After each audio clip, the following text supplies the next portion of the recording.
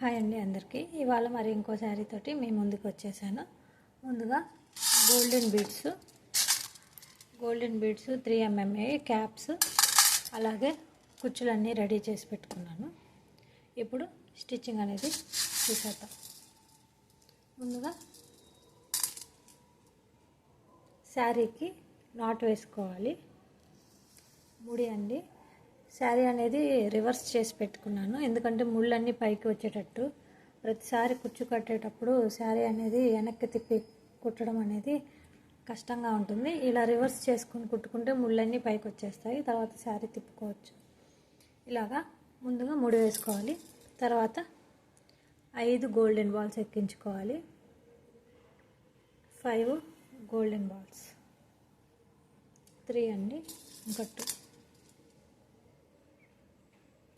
5 golden balls ఎక్కించాలి. 5 ఎక్కించాలి. తర్వాత cap ఎక్కించాలి. Cap ఎక్కించాక మనము ఏదైతే రెడీ చేసి పెట్టుకున్నామో టాజిల్ అనేది కూడా ఎక్కించాలి. టాజిల్ ఎక్కించాక ఈ క్యాప్లో నుంచి మాత్రమే నీడిల్ని రివర్స్ అనేది తీసుకొని రావాలి. ఓన్లీ క్యాప్లో నుంచి మాత్రమే నీడిల్ అనేది తీసుకొని రావాలి. ఈ క్యాప్లోకి కుచ్చు అనేది కరెక్ట్గా మిడిల్లోకి వచ్చేలా ప్లాన్ చేసుకోవాలి. కుచ్చు అనేది మిడిల్లోకి వచ్చేలాగా సెట్ చేసుకోవాలి. తర్వాత మళ్ళీ 5 గోల్డెన్ బాల్స్ని ఎక్కించాలి.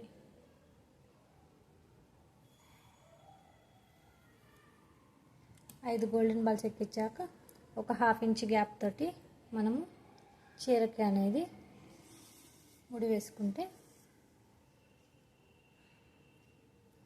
సింపుల్గా గ్రాండ్ లుక్ కనపడే చీర కుచ్చులు రెడీ అవుతాయండి. చూడండి ఎంత సింపుల్గా అయిపోయిందో. ఈజీగా చేసుకోవచ్చు, అలాగే గ్రాండ్ లుక్ కూడా వస్తుంది.